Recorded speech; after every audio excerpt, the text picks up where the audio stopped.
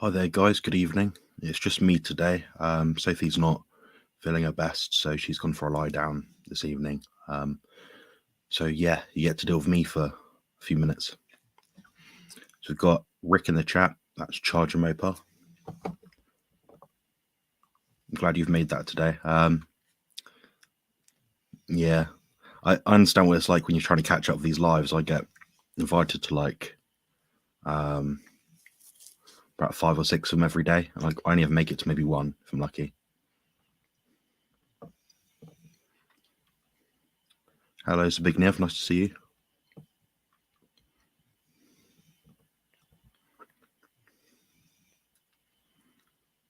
Thank you. Yeah, so the first thing is I had a question from Tracy. I think her username is T space M, something like that. She asked, "Do you ever consume targeted carbs like Rob Goodwin advocates?" That's quite a good question. No, I don't add any carbohydrates into my diet at all for the sake of training at any point. I'm not doing intra-workout carbs, pre-workout carbs, post-workout carbs. The carbs I am getting in my diet are through eggs and dairy, probably a trace amount through meat.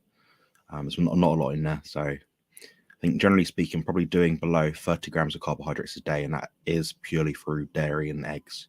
There's no sugar or added rice or whatever. And just for a point of context, so I get this correct, Rob Goodwin doesn't advocate carbohydrates around training. It's just something he does, which sometimes he gets people to add into their diet for themselves. It's not a universal thing. It's just for some people he recommends it, for some people he doesn't. So yeah, that's the first question. If you've got any more questions around that, just ask.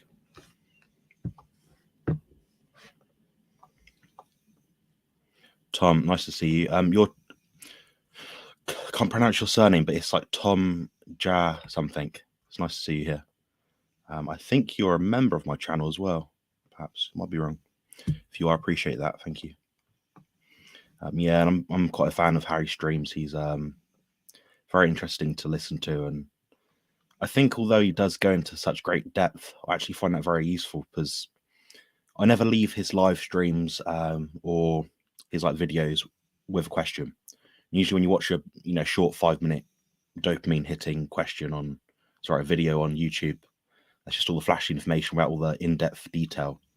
You're not needing more answers. So he does apply himself very well, and I'm a big supporter of Harry's channel.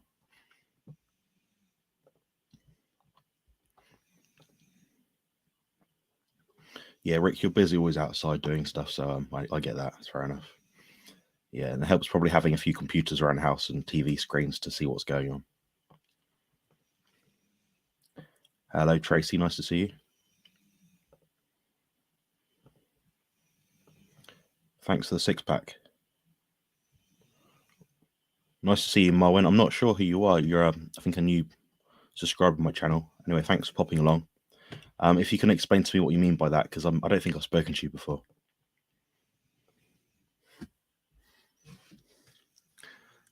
I was just hunting for eggs earlier. I finally found a nest. Yeah, Rick, are these duck eggs or chicken eggs? I'm quite interested. Or perhaps another animal of some sort. Because when usually people say they're hunting for eggs in my country, it's because you can only get in some shops maybe 2 or 3 boxes of eggs at a time. My mum's joined the channel. Brilliant. Thanks for popping by, Mum. If you've got any questions about carnivore diet, exercise, anything like that, then just put them in the chat. Just type them in, and I'll get through them in an orderly fashion.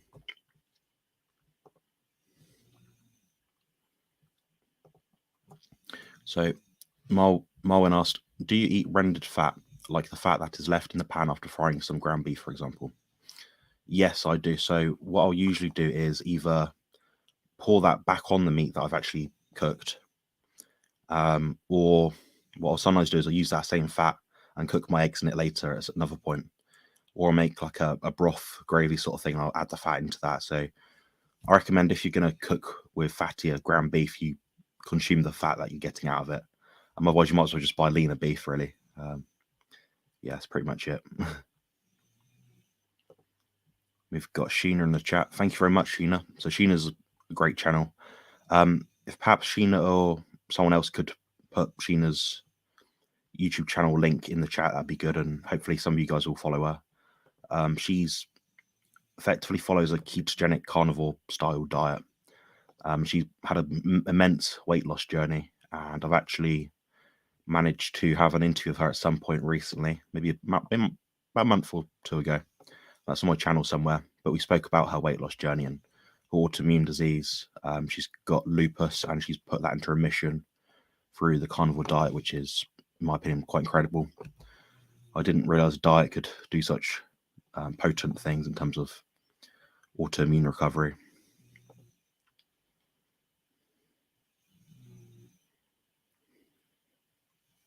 That's me, hidden my surname on Harry's recommendation. You, Harry, and Bart definitely deserve the support. I appreciate that. Thank you. Yeah, I've just got like channel memberships, which is just a few pounds. That helps pay for things that people don't think about when you're making these videos. So, for example, everything behind me, there's a light here. That's what's going through the green screen. But all the graphics you see in my videos, the animations, all those things are paid for. So the software is paid for. Generally speaking, you don't create a YouTube channel, at least to the level that I'm doing it, to make a massive profit. Like, for example, once this video actually is aired and streamed and the analytics come back from YouTube, they'll say, your estimated revenue for this YouTube video stream is 30 pence, British pence. So there might be like, I don't know, 35 cents or something, or 35 European cents, or whatever their denomination is. So yeah, you don't make a massive money from these. So people like Tom that support my channel and donate is very much appreciated. Yeah, and on that note as well, I'm a big fan of Harry and Bart. Bart, speaking to you today, actually, I interviewed him and we have some good chats, and he's probably putting in about 70 hours a week behind the computer, like every single week. And yeah, it's quite incredible because he's trying to get to a point where he's got enough subscribers where he gets enough monetization, channel memberships, all that sort of thing that revolves around having a YouTube channel, so he doesn't have to make all these videos all the time, because it's, I can't speak for him, but I imagine it's quite tiring for him. So he's trying to get to a point where his income is a bit more residual, if that makes sense.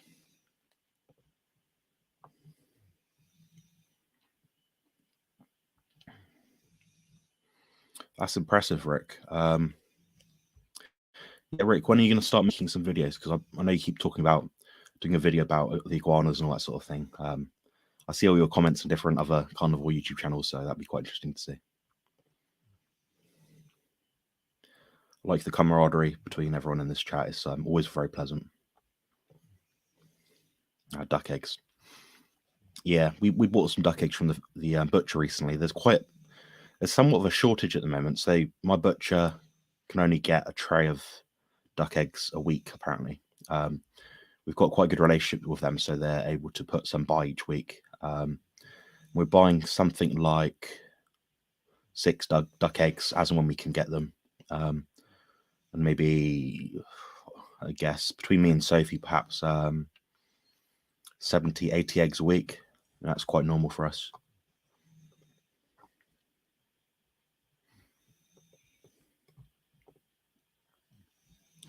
Yeah, no worries, Tracy. If you have any other questions, just type them in. I'm quite happy to look at them. I'm just working my way through the chat, so I think we've got another one coming up.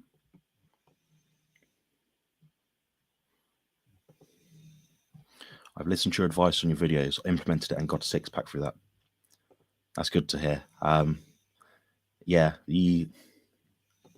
not everyone that sort of listens to my videos and uses the advice will get a 6-pack. So there's a bit of a disclaimer here. I'm not sort of promising that to anyone, but I think what it comes down to is just promoting sensible information that's going to help the general population. And people like Marwin are able to apply that to their diet or training or whatever the information is. Then if you need a bit of consultation, some tweaking, then you'll get in touch with me or Bart or whoever else, whoever it is that has relatively good information. You'll be able to talk to them about your goals and how you can achieve them. A lot of the times I find a lot of people I speak to, I end up putting them back on course. So I inform them of a few basic things. Then from that, they're able to understand what the truth is and what the nonsense is, and how they don't need to do what every influencer is talking about at that particular time. It doesn't mean that what the influencer is doing isn't credible or useful. It just means for them at that time it might not be applicable. So there's definitely a benefit to having a consultation with myself or someone like Bart. I learn a lot through Bart personally, especially in regards to human nutrition, the more nuanced things that you'll notice in my interviews of him. I ask very nuanced questions which people would not think to ask, but they're very useful to people. And that's almost my way of getting my own free consultation with Bart without paying for it. So yeah. What dairy do you consume? Yeah, so I generally do a glass or two of milk per day. A glass I'm considering around 200 grams. I quite like it. I'm not allergic to dairy. Doesn't seem to cause me any issues that I can notice. I also do cheese, so I do raw Parmigiano Reggiano, and that's probably every breakfast I have that. And that's usually about 20 to 25 grams. That's just sprinkled on my eggs. I quite like eggs and cheese. For me, it's brilliant. Simple breakfast, quick, digests well, gives me some calcium, things like that I need. Outside of that, I do cheddar cheese sometimes, or I'll buy. I don't know if you guys get this in the States, but you can get like a selection pack of cheeses. So there'll be like maybe a 50-gram block of each type of cheese, maybe Red Leicester, cheddar, Wensleydale,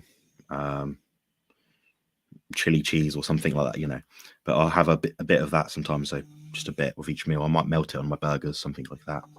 And it doesn't seem to cause me any issues. A lot of people on the carnivore diet perhaps can't consume as much dairy as I am consuming. So that's a disclaimer. Your mileage may vary. Thank you, Sheena.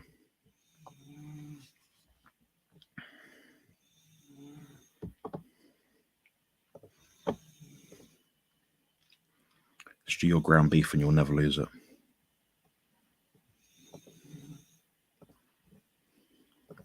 Do you include whey proteins, dairy? Yes, sorry, that's the other thing I do have sometimes, but it's not quite as frequently as the cheese and the milk. I mean, for example, today I wanted to get a meal down quickly, and I didn't really want to put a load of slower digesting foods in my system. So what I did was I got some single cream. I think I added some milk to it, some frozen, well, there will be frozen ice cubes, and a little bit of water, and I think a scoop of protein powder. Then I added 2 eggs, and I blended that up, and that made like a milkshake, which for me is quite quick to consume, quite easy to digest. Doesn't need to give me any issues.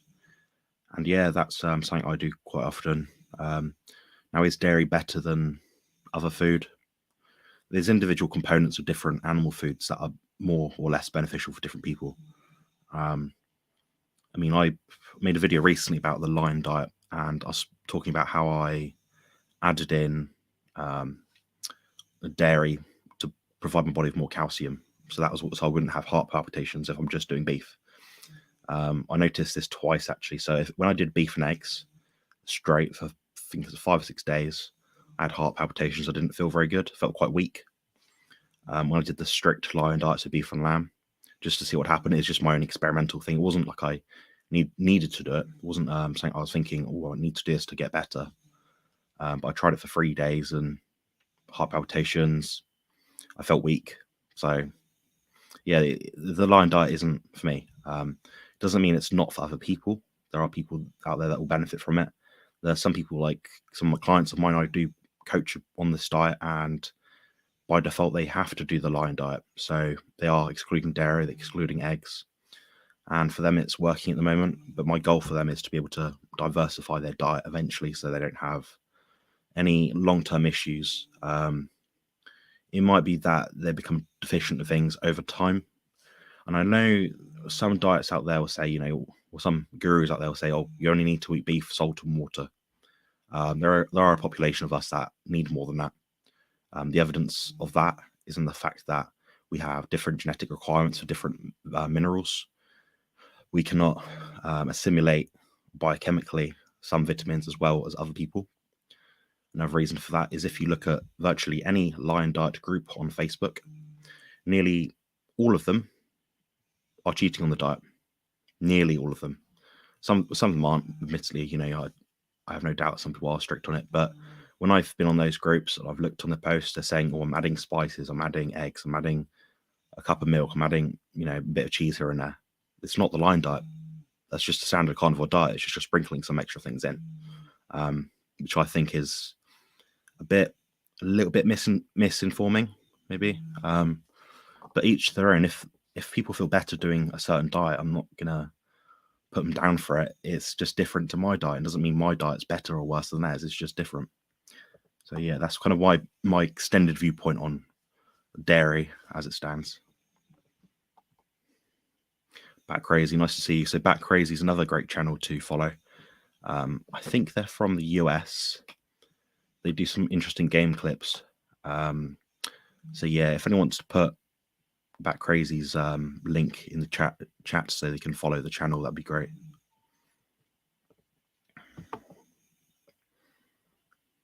Hello, Bat. Oh, thank you, Sheena. Imagine that's you, because I don't know what you can see, but I see Sheena and it says it's got like a Pokemon or something, or a Pikachu. I'll try and pin that message so I can see it. There we go. So Jeremy Black, that's JB the bike collector. He's a lovely guy from the US. He's a bit like myself in some ways. At least he says so. So I'll take his word for it. But he said, does 8 pounds or 3.5 kilos per month seems like a reasonable amount of weight loss per month, assuming you're trying to lose weight. So I could dissect this question a few ways. Think strictly about fat loss. When you're looking at people, for example, on The Biggest Loser, they're losing drastic amounts of weight, and a lot of that is muscle. Now, if you're just throwing off weight, you're not doing resistance training, you're not giving your body a stimulus to maintain the muscle tissue that you have in your body, you'll often lose the muscle that you do have. Your body isn't very selective. Now, granted, if you are heavily overweight, in terms of fat, you will end up losing more fat by ratio. As you get leaner, your muscle stores will start to diminish, so you'll then start to lose more muscle. That's pretty much how it works. It's very much like that, I find, with people. Now, 3.5 kilos per month. So, yeah, like you said, 2 pounds a week. That's very reasonable, if you ask me. There is actually a calculation you can use online where they've identified roughly to a T exactly how many grams of fat you can actually oxidize as energy and take off your body each day. I can't remember the formula, so don't ask me for it. But if you type in something like maximum fat loss per day calculator or something like that, or calculation, there'll be something like that, and it'll give you a rough guide. Now, how do I know this random calculator on the internet is accurate? Well, it was studied effectively, and my results when I've done fat loss for bodybuilding competitions were roughly the same as what the calculator said. So it seems quite reliable to me. But yeah, if you're looking to lose 2 pounds per week, that's completely fine, healthful, and not going to be an issue, I don't think. Just do it sensibly, and obviously don't crash diet. Do some sort of weight training if you can, even if it's not weight training. If it's just like walking up and down the stairs, doing some push-ups against the bedpost or something, anything like that's going to be beneficial. You try and keep muscle tissue on your body.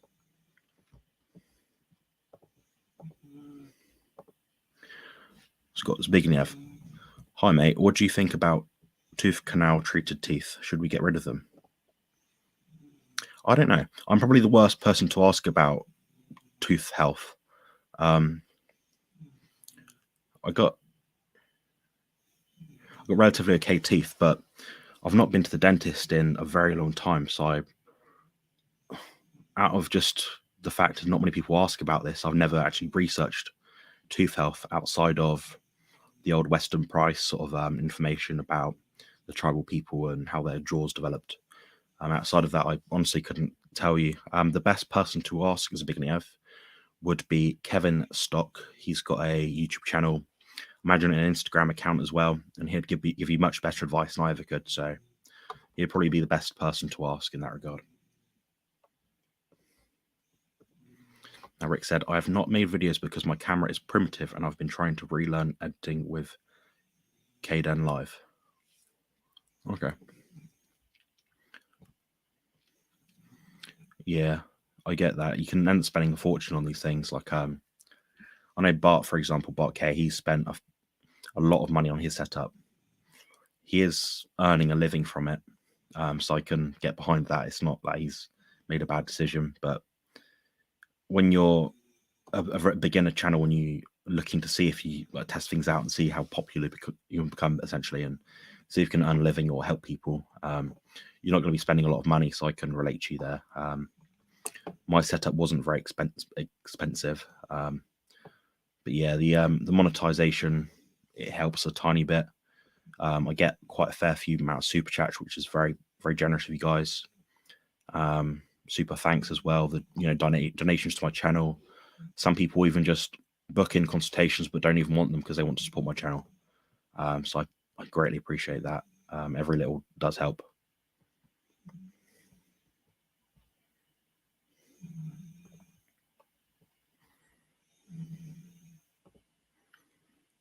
I'm fully recommending Jonathan's coaching. I'm experienced great outcomes, at least for me. Thank you, mate. Cheers, Big Nev. Yeah, so Big Nev's one of my few clients that is in a similar time zone to me. So he can often make, well, he's not obliged to, but he can often make these live stream events. And he's a very coachable person, which I find really good. And he provides good feedback, and I'm able to work on that feedback and give him the advice that he needs. I notice I say advice. I never tell people what to do. I give them my best recommendation. Then if they decide to apply it or not, that's up to them. But I'm finding that the more that people cohere to the diet that I'm offering them, the training, the better the results they get. And they come back to me and they say, I had an issue with this or that. I then tweak the diet as a good coach should. It's not out of the ordinary. Some don't, but it needs to be done. And then I give him my advice, and he takes it and he does a great job.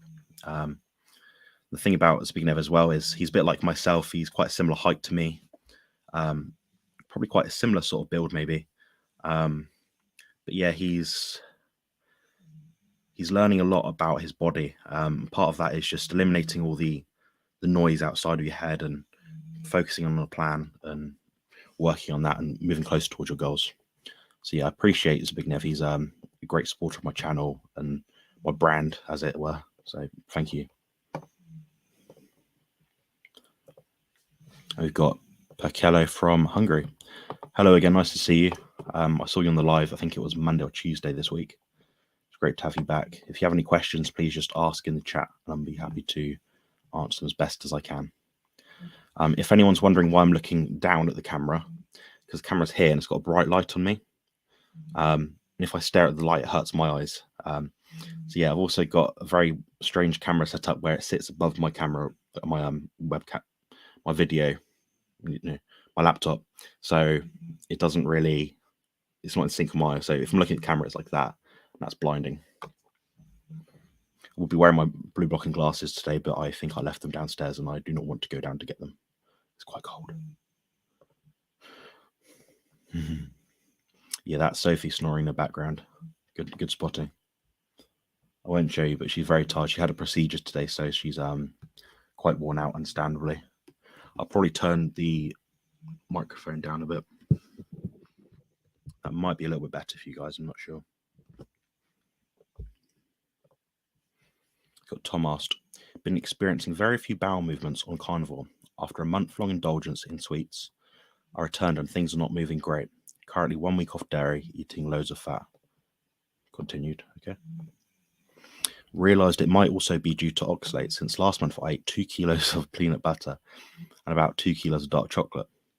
Got some bloody stool occasionally and it's pretty hard. What to do? Go more often. Now, Tom, how few is very few? I appreciate you put a lot of detail in your question, but for some people, very few is like every other day. For some people, very few is like once a week. If I know people that are perhaps eating half what I'd eat, they might be going every other day, and that's quite normal. If you're doing more of a 80% fat, 20% protein by energy value diet, you can probably be going every 3 days, maybe. Depends how much you're eating and how active you are. But I imagine you play tennis, so you're probably quite active.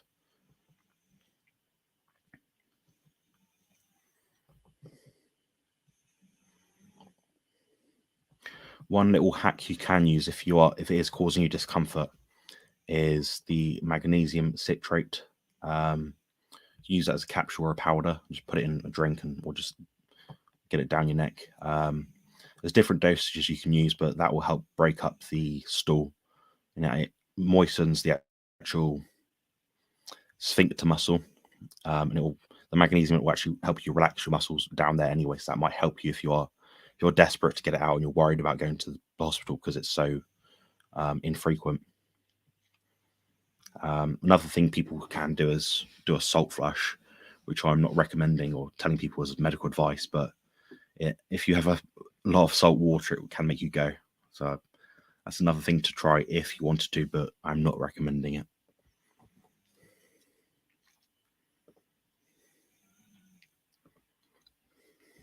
Even lions eat grass sometimes. Yeah, that's true.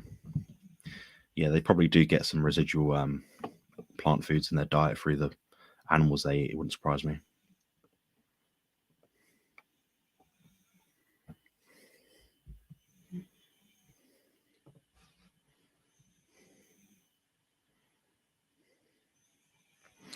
Oh, so there's two Sheenas in the chat, Bollocks Fit, but they're the same person. Yeah, if anyone wants to follow Sheena's Keto for Life, please do. That's her actual channel that she actively uses. We've got Lambs in the house. Nice to see you, Lambs. I think you're about an hour ahead. It's probably close to your bedtime now, so appreciate you coming on. I'm not wearing my blue blocking glasses, but I don't know if you heard early, but I'm too lazy to go downstairs. My legs and back are quite tired. Sweet. Thank you.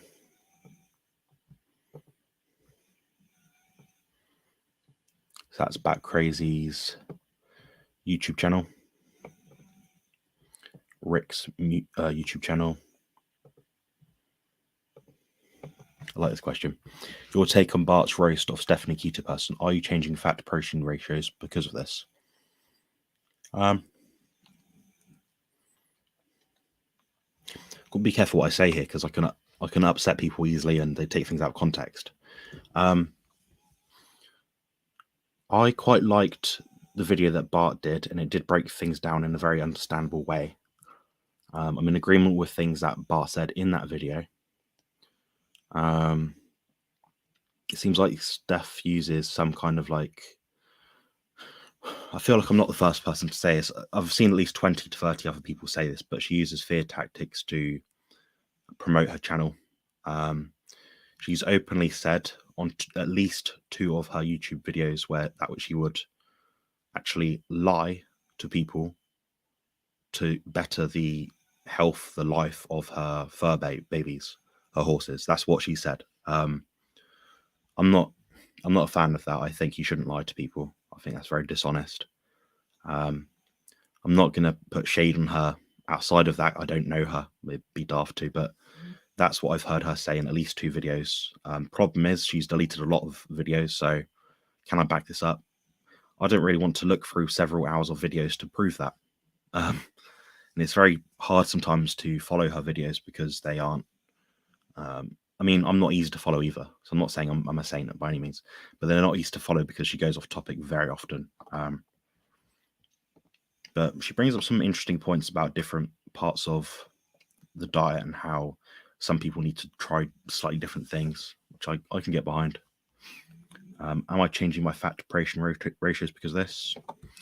No. So I'll say for current, present, and future tense, I will not ever abdicate using ratios or percentages to measure the macronutrient intake that someone should take in. Ever. It does not make sense. Your body does not know 80-20. Your body does not know 65-35. But your body does know there is X amount of protein, X amount of fat, X amount of trace or carbs, or however many you have. And then there's a middle ground between that where you find, okay, you have too much protein, then therefore your fat intake might go down because you have more gluconeogenesis happening. So your energy requirement from fat would go down. Outside of that, there's nothing really more to speak about. I do not like ratios. I think they can be a good starting point for someone. For example, to say, start on maybe, just arbitrary number, 70% fat and 30% protein. That's not my recommendation. I'm not saying my recommendation. That's a consultation question. But yeah, that's kind of where I stand on the ratios thing. And I think anytime you're trying to booster up one macronutrient at the cost of the other, because you think that it's that sliding scale kind of thing, it's not. They're separate entities, separate things. I had an interesting conversation with Bart K this morning. It's probably about 12 and a half hours ago now. I was asking him about body, mass balance being the best determinant of body composition. And that made complete sense to me. Before I asked that question, I actually went online, did some digging, and looked at the research that he was looking at. And yeah, it turns out it is much better than working out your calories. That's why I'm saying to people, if you're trying to work out your intake for a carnivore diet, first look at the quality of your food.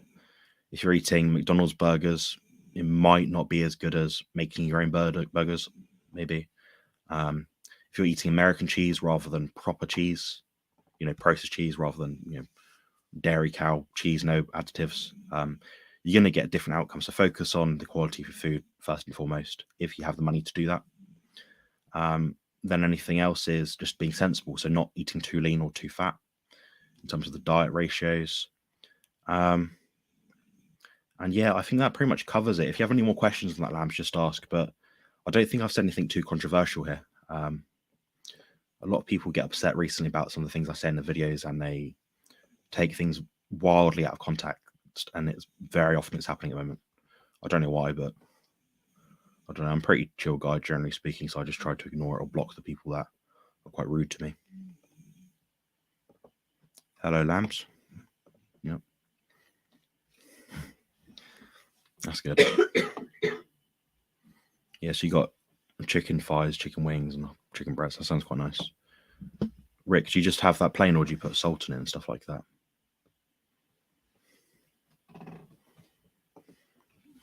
About 2 times per week, mostly hard to pass stools, occasionally urgent diarrhea.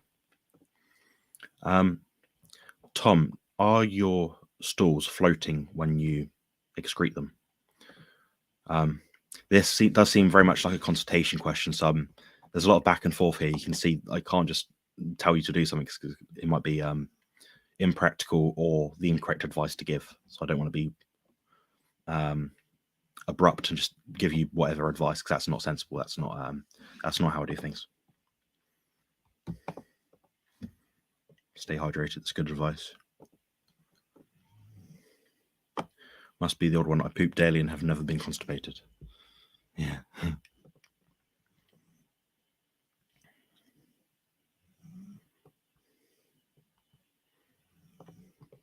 So Pacello asked, your video about autistic features was very useful too. I think lots of us has some issues in this area. How is your spine recovering? Pacello, do you have autistic spectrum disorder? That'd be interesting to know. Yeah, I think you can target the symptoms of autistic spectrum with lots of different things. My video did outline the best ways to do that, in my opinion. And unfortunately, there's not a massive cohort of autistic people on the carnivore diet to be able to say cause and effect exactly what is happening. But yeah, I think if you can get the plant toxins out, I know oxalate is very toxic and damaging to the autistic body and brain, perhaps. So That's probably the main thing. If you're getting rid of that, it's going to be a big thing in terms of your diet. So you're following a carnivore diet. That's brilliant. And about my spine, it's generally okay actually. I get some pinching in my left hip, like pelvic bone area, when I sit down in the car for too long. It gets a bit sore if I walk for too long, i.e., I'm upright for too long standing.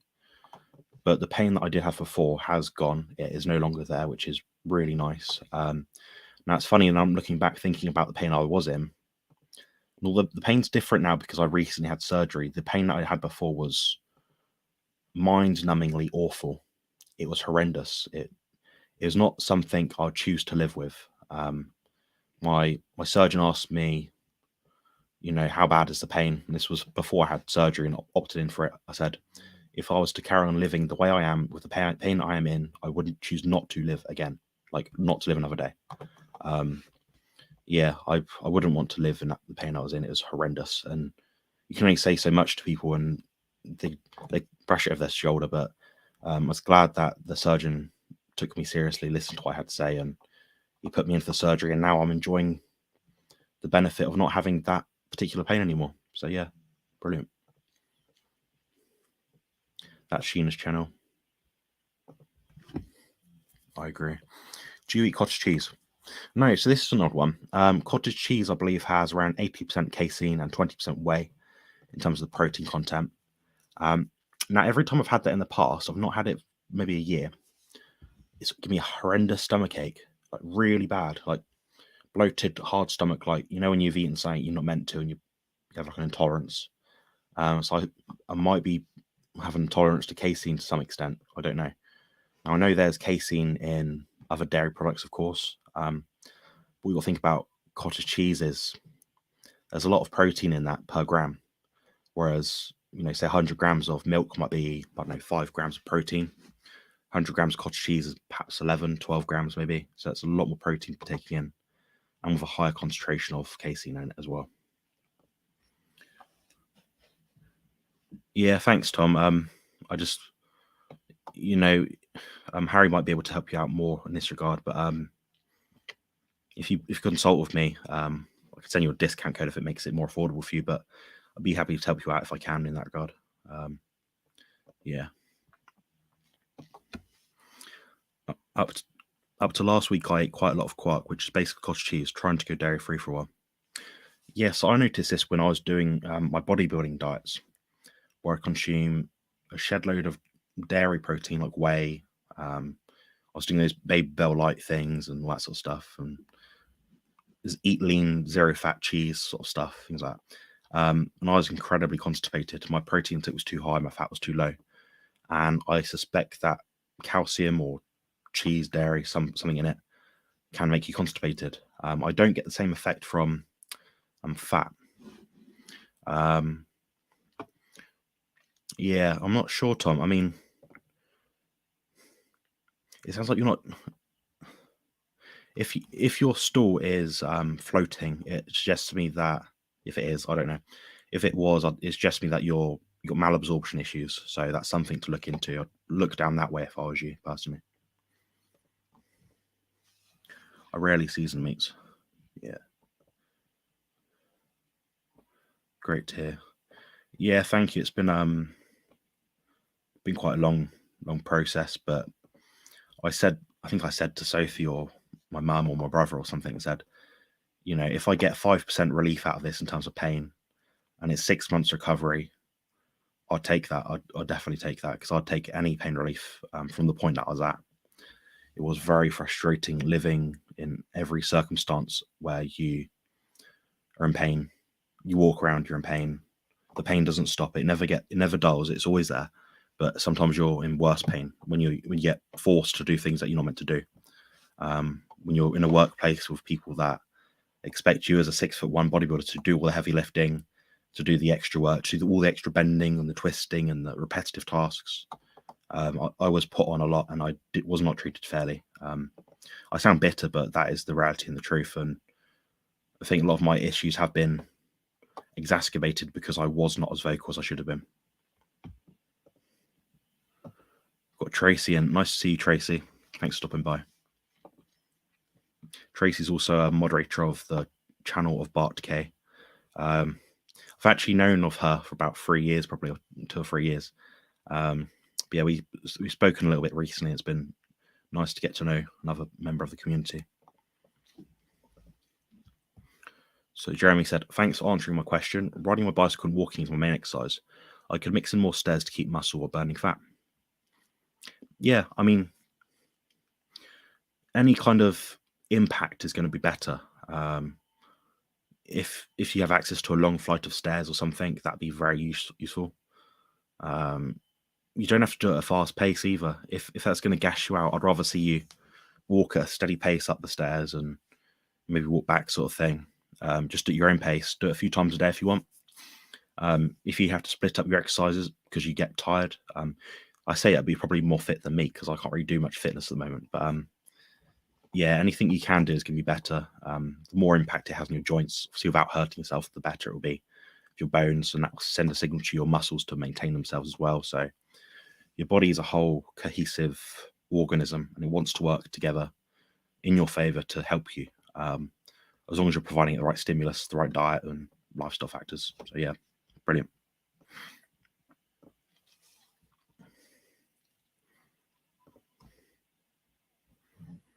I've never been diagnosed, but I think I'm somewhere low on the spectrum. I've got some anxiety issues too. Yes, I'm strict carnivore keto now. I'm trying to be patient and hope it'll help. Yeah, so what I noticed was the more fat adapted I got, the better my results were in terms of putting some symptoms of autism into remission. I'm not in a perfect state now. Like I did a test actually yesterday. I think I scored. It was an online test, so it's not worth anything really, but I think I scored 41 out of 50 for autism in terms of my traits, and anything over 26 would signify that you might have autism. So I'm definitely autistic. There's no question about it. I have been formally tested by expert psychologists, and I did all the tests, all the routine things that they get you to do. And yeah, that's what it is. Anxiety is a tricky one because anxiety comes from within. Although you can reduce it through your diet and things like that, it is very much a lifestyle thing as well. Ultimately, you're trying to change the way you look at things. So I don't know how old you are, Pacello, but me, I'm 27. I've done CBT 3 times. Each time it worked a bit better. And part of it is accepting the help of someone else, helping to reframe your thoughts. And you have to eventually sort of build up a loop in your head where you're thinking, okay, this is causing me anxiety. This is the problem. What is the next thing that comes along? You notice a psychosomatic response. So your body will, your neck will tighten, your throat. You might sweat more. Your heart rate might go up. You might get faster. Then become more aware of your symptoms of the anxiety itself. So you find the trigger, find the physical symptoms, then try and focus on taking yourself out the physical symptoms after you get the anxiety. For me, it does seem to be interlinked. So if my body is anxious, my body is stressed, I'll feel more anxious. If I feel more anxious, my body will be stressed. So that's why a lot of people on the autistic spectrum, many do have anxiety. They go to a dark room, they turn off music, they're alone with their thoughts, they reduce the sensory overload, and it helps them process things. So that's my advice. I'm only 27, so I've not had probably as much life experience as many people, but I can say if you can address those sort of things, you're going to be in for a lot of benefit, I think. So yeah, if you want to discuss that in a consultation or anything, I'll be happy to help. As a fellow autistic person, I'd be happy to reduce the rate for you as well if you just send me an email or something. Of course, ask in the chat if you like as well. That's completely fine. So Trace has been doing no dairy for 21 days, feeling better in the guts. Brilliant. Yeah, so you'll notice the more strict your diet is in terms of moving things out, which could or may be problematic, the more your inflammation will go down. If you think about if you're restricting your food food groups to one thing, i.e. beef or lamb, your body's got less stress to deal with. It gets used to effectively assimilating nutrients from that food. And you become more intuitive as well, which I think is good because I've seen your meals and you're eating beef and just beef steaks and things. And as time goes on, things become a bit easier. But yeah, you will feel better in the guts, I imagine. Your stomach will feel flatter, things like that. It's very normal. Brilliant. Glad to hear it. Sending love from Sheena and Tracy, I believe. My employer has many stairs in the factory. That's good. If you can get around. The thing about exercises, which people don't think about, is you don't have to do it all in one go. People get obsessed about, getting in the fat burning zone and all this sort of rubbish. You just need to give your body a light, moderate, or hard stressor, depending on what results you want, and perform that exercise no matter what it is. What you'll find is you'll get the benefits over time, and you'll get stronger, you'll get fitter, and whatever you're doing, you'll become better at. So that's the point where you then say, okay, Jeremy, rather than doing 2 lots of, 100 steps a day, whatever the amount is, you might do 3 lots of 75. So you end up doing 25 more. You split it up a bit more, then you might do 3 lots of 100. So you just add the intensity, add the difficulty level. It's nothing revolutionary. I'm not saying anything that's like brand new or a training hack. It's just forcing adaptation. It's providing a new stimulus to the body, and that applies to oxidizing fat from your body and building muscle. So it's quite multifaceted in that way. Do you eat no halloumi cheese? It is very tasty prepared on a grill or an air fryer. Yeah, I'm very familiar with halloumi cheese. My nan who lived in Cyprus would prepare this all the time, and we get it out in the restaurants in Cyprus. Yeah, I've probably eaten pallets of blocks of this probably over my years. Yeah, I do like halloumi cheese a lot. I like the stuff with a bit more mint in it, which is quite nice, and I like it lightly grilled, not heavily grilled because it's horrible. But we call it squeaky cheese because it's got that funny rubbery sort of taste, but I quite like it. I prefer it probably in the grill, really, and anything that gives those like nice sear marks, I think that's quite nice. It's a visual thing rather than a taste thing, but it's just, we all have our little preferences, don't we? So Jeremy said to Pacello, Asperger's syndrome is on the autistic spectrum. It is well worth looking at. Yeah. So I was diagnosed 6 years ago, so quite late on in my life. Asperger's syndrome in the UK, as far as being diagnosed, does not exist anymore. There is only one diagnostic term for autism, and that is autistic spectrum disorder. Now, when they do the report on you, it is a qualitative assessment, which means it's not ratings. It's not your 4 out of 10 autism, 3 out of 10. It's not that at all. They just address each point of your symptoms and say how it may or may not affect you and how you can improve your life knowing that you have that symptom. They'll give you different advice, but that's the way it is in the UK anyway. I don't really like the idea of calling it a spectrum because it indicates that some people are, well, I think people misinterpret the idea of a spectrum because it means that for them, that there's a scale, there's scalability, there's someone who's not very autistic or someone that is very autistic. It doesn't sit right with me. The reason being is if you'd watch me communicate, I'm quite relatively confident. I'm able to talk to people relatively well. I'm quite straightforward. However, anyone that knows me better knows my symptoms are much worse than a lot of people. When I've been in rooms with autistic people, when I've been in post-diagnostic groups, I've been pretty much bang in the middle in terms of functioning adulthood in life, in terms of like, I can or can't do this. My symptoms have got much better on the diet I've been doing and approaching it more sensibly. Yeah, I perhaps sound a bit bitter about that, but the thing is, people will often say to you, you don't sound autistic, you don't look autistic. you have certain traits which make you seem very normal. Anyone that actually is autistic has been diagnosed with autism, like they actually have been spoken to someone professionally. They'll see a lot of gaps in that sort of idea. For myself, it doesn't make sense that someone can be a bit or very autistic. And I keep explaining that to people, but they still say the same thing, and I think they don't understand it. Like I've done these autism scale things before, where you've got like a century star chart sort of thing. So each part of the star chart will have a different skill set. Might be communication, emotional intelligence, I don't know, creativity, language, imagination, like onto creativity, life skills like locomotive skills.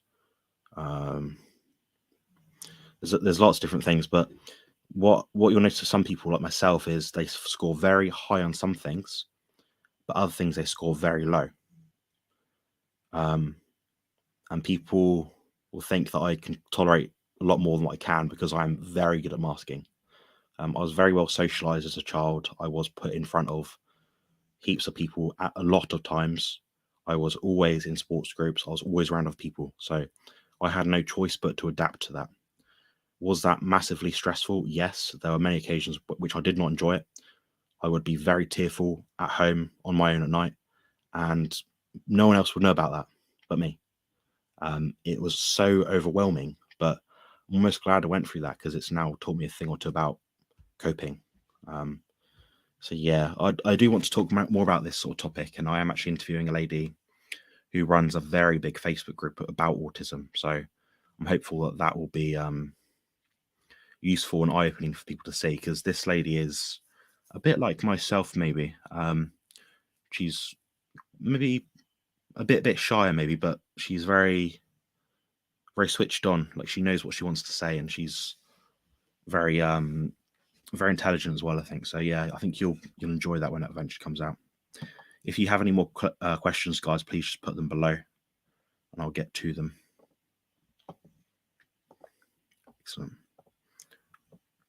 What is the theory Bart is researching? You said lean mass. Yeah, so Bart is not the researcher, but he was explaining to me a theory that he found.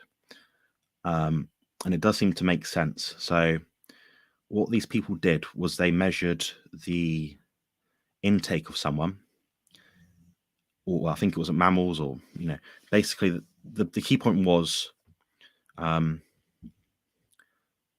mass balance was the key determinant factor of body composition, but not energy balance. So that means if you're having a random number, maybe 100 grams of protein, 100 grams of fat, that amount will affect your body composition balance in terms of muscle or fat, and bone, and various other tissues that you have in your body. But then if you're looking at the energy balance, so the calorie theory, the calories in, calories out theory, that is not very accurate. We know that isn't very accurate. Case in point, when I was around 10 years old, I believe, I did not eat anything at all of any nutritive value for 2 weeks. It wasn't 10 days. It was 10 days to 14 days long. Nothing. I was drinking water. Sometimes I'd squeeze lemon juice in it. And my body weight did not change in that period of time. No calories, no heat units. Yeah. So the calories model is nonsense. And the mass theory does make more sense. So what I've been saying all along, which seems to be a bit more backed up through science now, is that we should be using macronutrient amounts to create a diet. It's not a perfect amount because you'll never be able to get the exact protein and fat grams of, for example, a ribeye steak, but you can be much closer than measuring calories. And calories is one unit to suggest a summative amount of protein, fat, carbs, all these other things. But protein and fat is two things that you do need to measure, and carbs if you eat them. But if you measure those two amounts, you're not going to be too far wrong. They're not always accurate, but it's a much better measurement and determinant of body composition. I've noticed that myself, and I don't see it being wrong. Another point is that bodybuilders, not just recently, but bodybuilders near enough have always done diet plans to alter their body composition. If they wanted to lose body fat, they would have a diet plan which would say, for example, 200 grams of chicken breast, 150 grams of rice, and 50 grams of vegetables, or 5 grams of olive oil, or wherever it happened to be. Now, the way they would lose more fat would be to reduce the energy value of those foods. So they'd reduce the carbs, the fats, whatever it was. Then they'd lose more body fat. The bodybuilders got it wrong right all along. And meanwhile, people are still focused about calories, even though the science is clear. It's nonsense. The science is clear that everyone that does know anything about body composition works in macros. I'm seeing other coaches online talk about calories all the time, and it's absolute. I almost want to swear, but it's absolutely horrendous. Yeah, I'm rambling too much, but I hope that explains the question. I need to read these papers a lot better to understand it properly, but that is basically the general gist of what Bart said to me. Spectrum is lousy word for it, but that is what professionals in the States use. Asperger's is what a clinical psychologist said I have. Yeah, I have no doubt they said that. Spectrum. Something. Yeah, it's odd, but I think the idea is there's a diverse range of different people, but you don't have the human race spectrum, do you? I'd look at it that way. See, I think you're diagnosed with autism and you have enough symptomology or quality of life or functional needs that aren't met, and therefore you are autistic. I think it is very much an on or off thing. There has to be a cutoff point. What we'll see over the years is that cutoff point gets raised because people do seem to be more autistic. For multiple different reasons, people's general mental health isn't quite as solid as what it used to be. We know that's true. So yeah, people will be either diagnosed more with autism, or they'll raise the bar in terms of breaking that point where you are diagnosed with autism. So it'll be one of those two, I think. We've got Alicia in the house. Nice to see you, Alicia. Surprised you're awake this early. Have you noticed you're sensitive to non-native EMF exposure? Yes. Yeah. So before bed nowadays, I turn my Wi-Fi off. I seem to notice, anecdotally, a slight benefit. Understandably, sometimes you can't turn everything off around you. One other thing that I find interesting was when I was in Bath Spa University, I was in a densely populated area with a lot of Wi-Fi around me, lots of non-native EMFs. My symptoms were horrendous. I felt horrible. The air quality wasn't good, which probably didn't help either. But there's definitely something to it. And if you can find any way of reducing that, I would definitely do it. Definitely do it. And that's something people like Bart K will talk about quite a lot sometimes. Yeah, I think all these other biohacks are very underrated. And I think you've got to look at it holistically and think, okay, what can I reduce next, or what can I improve next to make my symptoms less obvious or feel less worse. I love how others judge without even trying to understand. Yeah, we had this conversation today already, Alicia. We've both been having a lot of trolls on our channel recently, which is frustrating because you're just trying to help people. Like I said before, this video might make 30 pence, but it might help a few people, and it might extend their lives, and it might put them in the right direction in terms of what they want to do with their life. So for me, spending an hour on a Friday night on the computer from 7 p.m. to 8 p.m. helps some people. I'm going to do it. Why not? Got nothing else to do. I do, but this is quite helpful, I think. Yeah, anyone as well, follow Alicia's channel if you can. She puts very upbeat videos about the carnivore diet and life in general. She's got a few shorts as well, which are quite cool to watch. Yes, calories are not an accurate measure of food value. If calories actually mattered, I would be huge. Yeah, you're still immortal, Rick. So yeah. Thank you. Yeah, thanks for sharing that, Sheena. I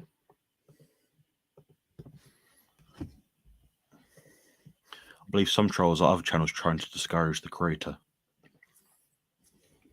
Maybe. I don't know. I notice people get very uptight and sensitive when you criticize a way of thinking. The funny thing is, you're criticizing way of thinking or doing something, but you're not criticizing the person that's doing that. You're saying, I do not agree with this diet philosophy. I think it is or is not dangerous. I can't get behind it, but I think this is better. People will take that personally. For example, people watch this video and perhaps they'll look back and say, oh, Jonathan has too much dairy. He's activating the Randall cycle and he's going to clog his arteries and all this sort of thing. That'll tell me a few things. I can see it happening. These sort of things always happen. You can predict them happening, usually by the content like that. We'll say is, what is the Randall cycle to you? How do you know if I'm activating it?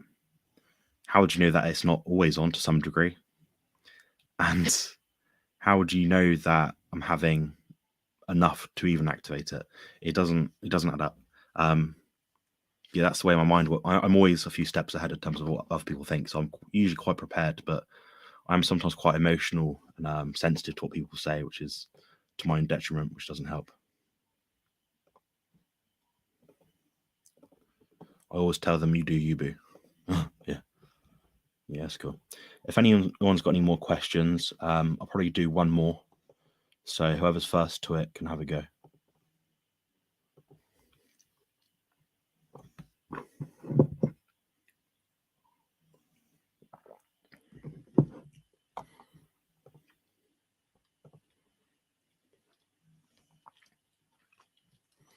And just a heads up, I'll probably do the next live Q&A on Monday.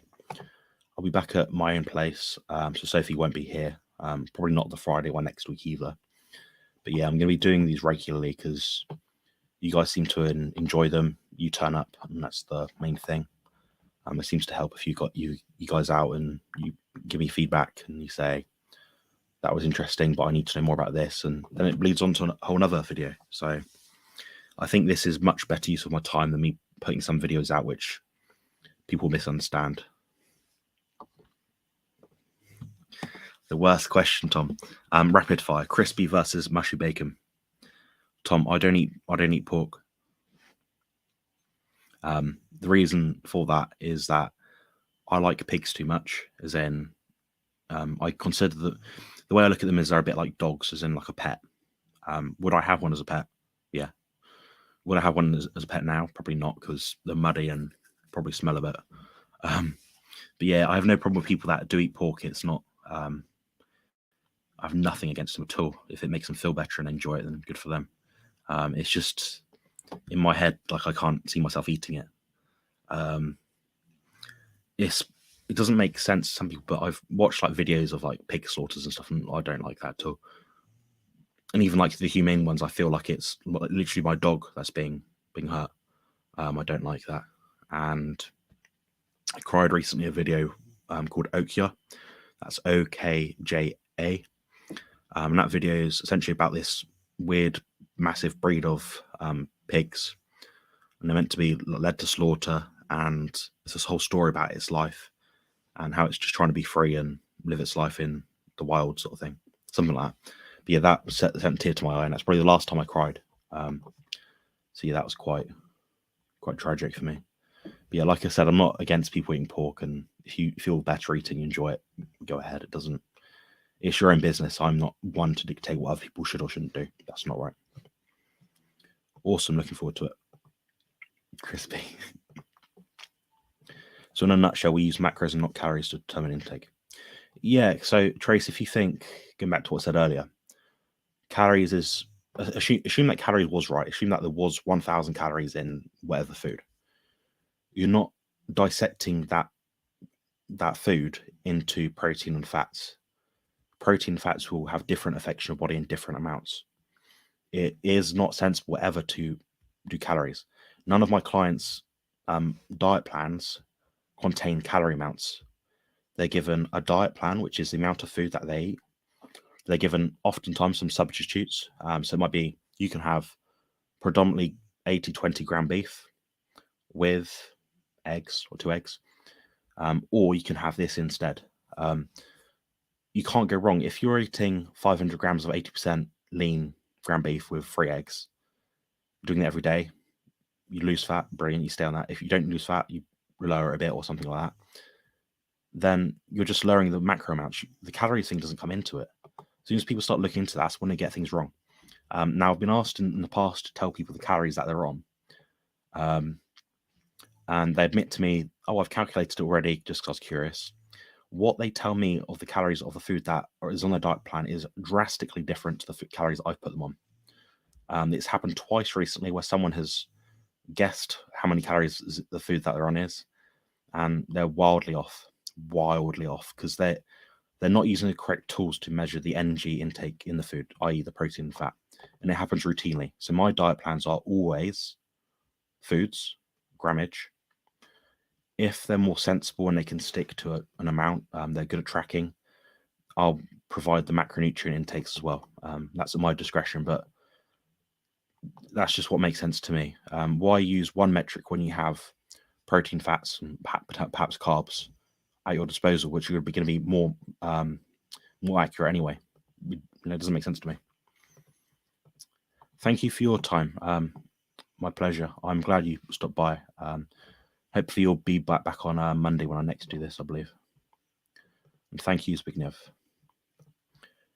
Do you fancy fish? Do I like fish? Yeah, I eat fish nearly every day. I'm eating a lot of salmon at the moment, probably half a pound, like every day. A few days ago I was doing about 1.5 pounds. But yeah, fish and beef are quite interchangeable for me. They're something I'll have either one of each, but they're as staple for my diet as beef, flat out. I use calories as measurement to keep me from undereating and macros balance. I see. That's interesting.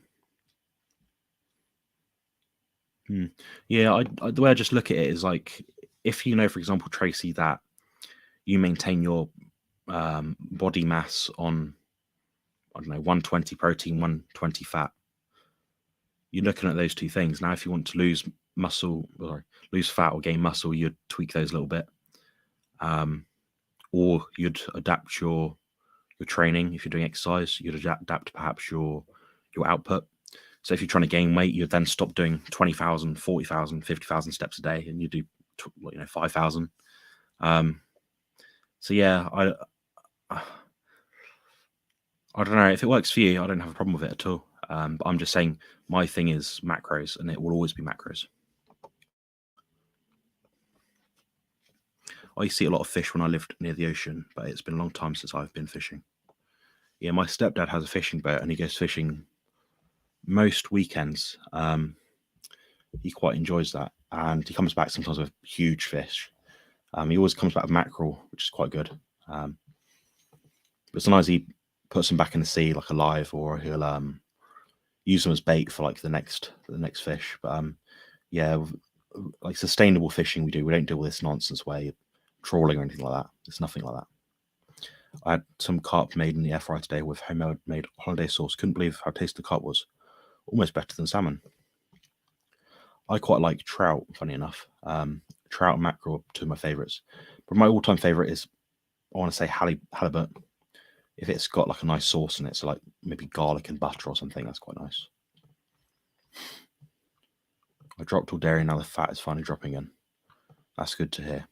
Yeah, and as well, Tracy, what you got to think is with your diet and your energy intake tracking, because you're eating basically one thing, maybe two things. There's not much room to go wrong.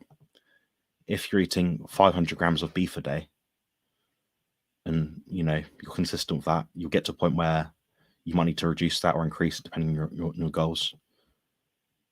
Then you're going to be fine. There's a lot less to worry about. So I think the minimally effective dose is usually best. And what I mean by that is that you have to get the bare basic foods that you need to support your body, your exercise activity.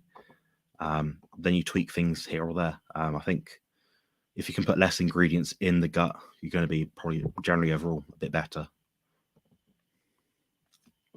Excellent, Tracy. Macros. Protein and carbs are about 4 calories and fat is 9. Some people say effective energy, but that's redundant to me. Thermal effective food plays a role as well. Yeah, exactly. So if we know that, for example, carbohydrates maybe use 5 to 10% of energy for thermogenesis, proteins around 20, 30%, fats like 0 to 1%. We know from there, automatically, protein and carbs aren't 4 calories per gram, and fat is actually quite a wide variety of amounts of calories per gram. Some fats are around 8 or so calories, some around 11. It depends how saturated or unsaturated they are. If they're more saturated, they're probably going to need, in theory, more energy to break down those biochemical bonds to assimilate the energy from that food. So do you see here how the protein, the 4-4-9 thing doesn't apply really? Now it's a bit accurate. Like, yeah, fat's going to have more energy per gram than protein, definitely, of course. But when you look at it that way, you break it down sensibly and you think how many calories are in each gram. It's quite far off. And yeah. And then you've got to deal with the hormonal effects of each macronutrient as well. The amount of insulin load that you need to push through your pancreas or push out your pancreas to deliver each of those individual macronutrients to your body is going to be vastly different. But yeah, my whole thing will always be macros until something better comes out. For example, if there was, like on my phone, if there was an app, I could take a photo of my food and say, okay, this is an apple or, I don't know, chicken breast or whatever I happen to be eating. I don't know. It'll say, oh, that looks like a 200-gram chicken breast. And from the biosensors, it has this much fat and protein. And, yeah, I'd be doing that. When that eventually comes out, maybe a few decades from now. But until then, you can do analysis in labs as well. So you can dehydrate things to a pulp and measure the density of things, which will give you a determining amount of protein and fat and carbohydrate grams as well. But that's a very long-winded way to find out what's in your food. And when your food has been dried to a pulp, that won't be very useful, or edible. So yeah, it's always about macros for me. It makes the most sense. I mistakenly used cheese last year as a carnivore side. It got out of control to the tune of 12 kilograms. I made excuses. The cheese is carnivore, but the carbs containing cheese and cream was an issue. Yeah, it can be. These things can add up a bit. That is interesting. Yeah, cheese is it's like one of those foods, isn't it, where you can easily overeat it. I say I do almost crave it sometimes, but it's hard to tell if I crave it or if I just enjoy it like a bit. I never really load up on cheese. Like I can't sit there and eat blocks of cheese, but I can have cheese for every meal, like a slice or something. But much more than that doesn't really appeal to me. But yeah, it's all interesting stuff, really. Yeah, I'm gonna wrap this up now, guys, in case you're wondering where I'm gonna go. Your lesson learned, yeah. I think you just be sensible with your diet, Tracy. It's you've been doing this long enough to know now yourself what you need to do. There's nothing I can tell you which is going to be revolutionary. Yeah, you've got a great community here of like-minded people that just want to better their health, and that's literally it. And we're just sharing ideas of the best way to do that, and that's going to be oftentimes at some people's fault. In that some people are incorrect, some people are correct. Sometimes I'll be incorrect. I try quite hard not to be, but when I am, I hope someone pulls me out on it and they tell me and give me a good spanking for it. Thanks for your time. I appreciate that. Last question. Rapid fire. Favorite cheese? Parmigiano Reggiano. Second favorite, cheddar. Third favorite, Gouda. Fourth favorite, Wensleydale. Fifth favorite, double Gloucester. have a beautiful day, night, everyone. N equals 1. That's it. All right. Good night, everyone. Thanks very much for your time. I appreciate you stopping by. The next live stream will start at the same time as today, but that will be on, I believe, Monday. Look out for the notification. Click the notification bell. Please remember to like, comment, and subscribe in this video if it's been helpful. I don't ask for any kickbacks from these videos. It might be that I didn't inform you of anything in this video, but I would appreciate a like or a comment. That'd be really helpful. And have a great evening or day or morning wherever you are. Cheers.